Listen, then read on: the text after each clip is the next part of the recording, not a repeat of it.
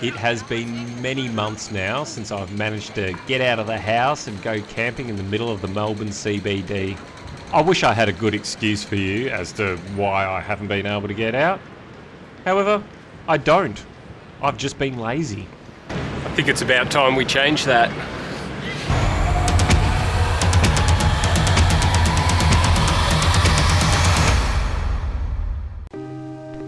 Melbourne, capital of the state of Victoria, is situated on the Yarra River at the head of Port Phillip. About 100 years ago, when people used to come to Melbourne, they used to come up on a ship via the Yarra River. That's where all the industries were, all the factories and whatnot, and apparently it smelled really bad, which gave Melbourne the name Smellbourne. Seems some things haven't changed. So I left in a rush to get here, and as you can see, it is nearly dark. I haven't planned food or anything, so I'm going to go to the supermarket, see what I can cook in a tiny little pot. I have no idea what I'm getting.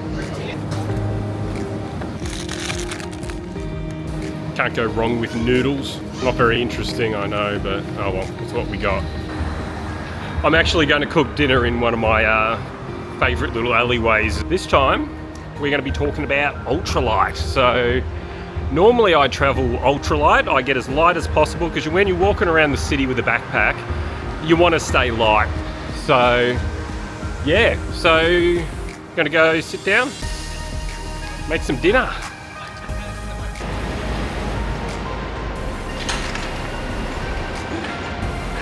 So it's been a while since I've actually got out and actually gone for a camp. So yeah, there we go. So tonight we're back in an old familiar place that I have cooked dinner a few times. It's very convenient. It's, you know, just off the main street, and it's the only alleyway that doesn't actually smell like piss. So, and they're very hard to find in Melbourne. So I'm just going to cook dinner here. And later on I am going to camp in a place that I have camped a couple of times before. It's an old reliable place, and it's a great place to camp ultralight. So the reason why we're camping ultralight is because Dick in the Dirt seems to think that would be a good idea.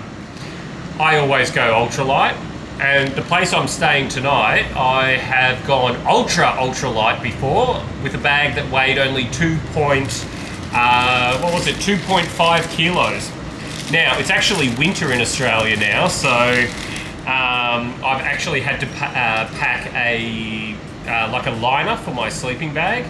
So that's pushed the weight up a little bit. So I think my bag weighs, 3.5 kilos or something? And it's pretty basic. And also it relies on me buying food. I mean, I'm in the city. I don't need to carry everything I need. I can just go buy what I need if I need it. I haven't even brought coffee for the morning because there we go. That's fine. Water's not boiled yet, but noodles are going to go soggy. How can I stuff up 2-minute noodles? I just realised I don't have a spoon. Or chopsticks. I mean, if I was out in the bush, I would just get 2 sticks, and I've got chopsticks. But yeah, there's nothing around here that I can turn into chopsticks. This is, I think the last time I cooked in here, I did exactly the same thing. So, oh well, it is what it is. We'll work around it, we'll slurp it out of the bowl. That's probably going to be the only way to do this. Now, I've had friends ask me, why do you camp in the city? It seems weird. I mean, I come from a country area. There's plenty of beautiful places around that I could go camping. So why would I come to the city to camp? Well, it's simple. I find it really calming here. I know that sounds ridiculous, but yeah, I find it really calming to be, comfortable while surrounded by chaos. I think it's a very, very peaceful thing. I don't know, each to their own, I guess. I can't sit down and eat like this. I need to walk around so everything that doesn't go in my mouth can just fall to the ground.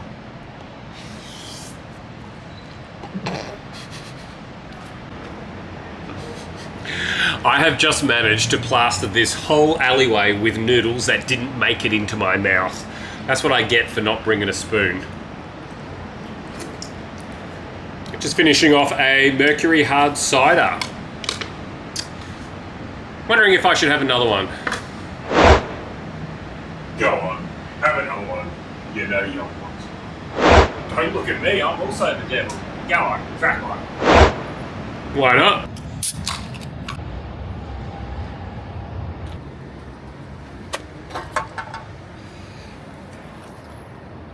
Can't put it in the bin, gotta leave it there for the can man.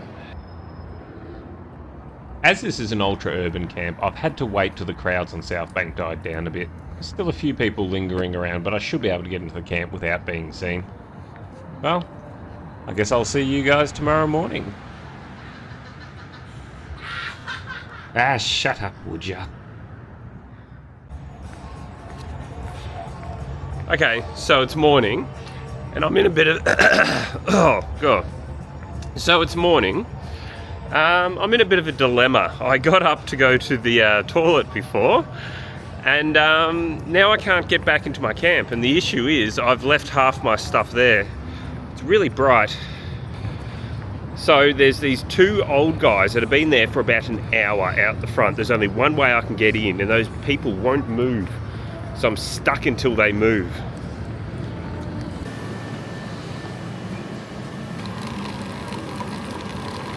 So this is clearly going to take some time waiting for those two old guys to go. So I can't jump up here. So there's too many people this side. Also, that's way too high. I can't get up there. Okay, those old guys are just not leaving. So let's have a look at the gear that I packed for this trip, and I'll show you it at home. It would be easier, then I can show you the weights and everything. Okay, let's do this really quickly. So this is what I pack for an ultralight trip. Well, this trip specifically.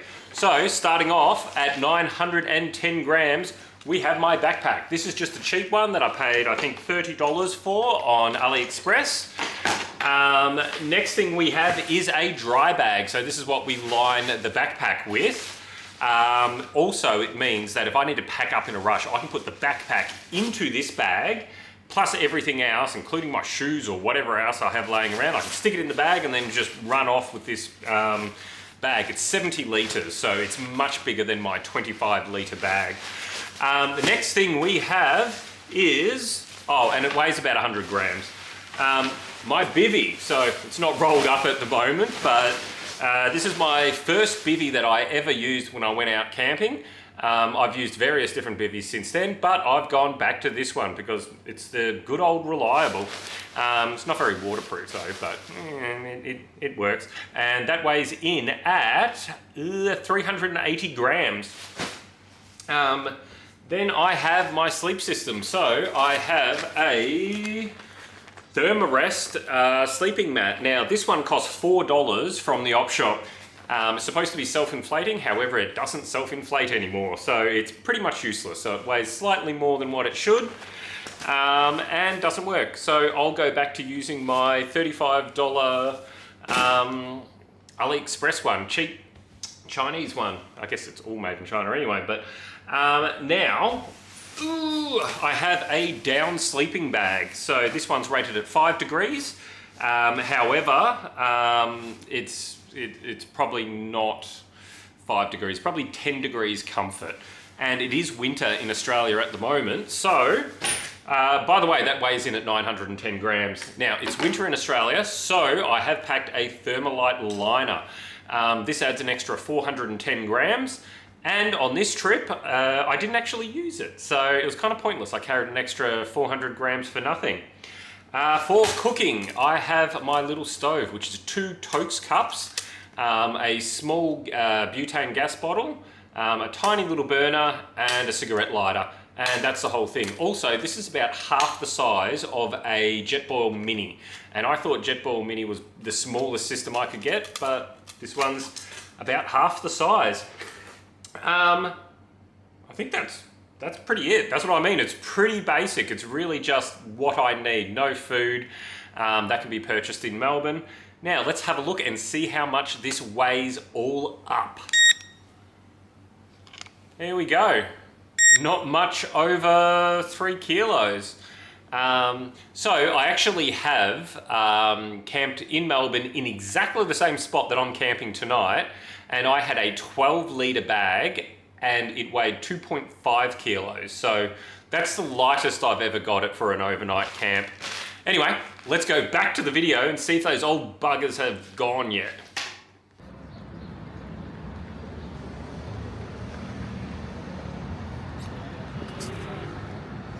Okay, time to slip back up there.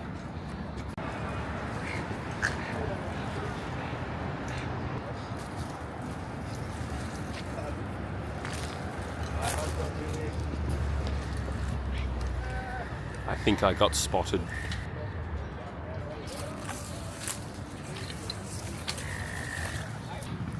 I think I got spotted getting back in here. But my stuff's still here, so nobody's found it. Time to boil some water and have some noodles for breakfast. I'm using 2 coffee stirrers as chopsticks. I kind of thought this one would come with a fork, but no. Better than trying to drink it like last night. So as you may notice, this is the first video on the new channel.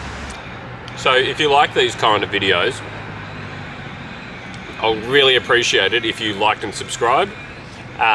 If you don't like these videos, don't subscribe. I'll dedicate this mee goreng noodles to all those people that haven't subscribed.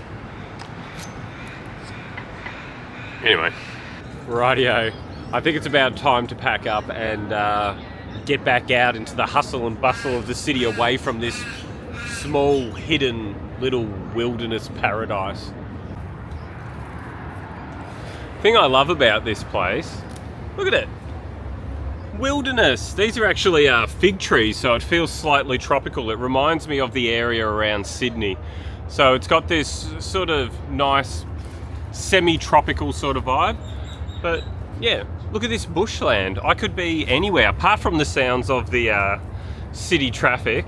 Last night it was very, very loud. Had so many sirens, so many police cars and fire engines and things like that. But apart from that, if you can ignore that, I mean, look at this just tropical, lush location. Now, check out the comparison though. Wilderness, pure wilderness.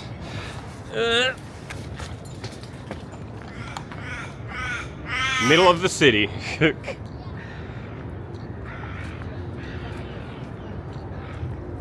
Anyway, you can see why that's one of my favourite spots. It's just smack bang in the middle of the city, but it feels like you're somewhere completely different.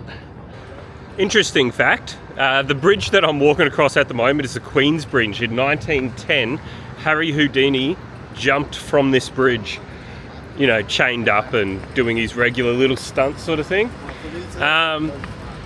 Probably would have been dangerous back then, but judging by the colour of this water, I imagine it would be more dangerous these days due to God knows what disease you would get from that water. Just walking back to the station now so I can head home. Yeah, so if you like this content, please like and subscribe. I'd really appreciate it. Also, give me some feedback. What else should I do? Give me some ideas for videos. I'm looking to diversify a bit, so yeah, give me your ideas. Love the feedback. Anyway, thanks guys.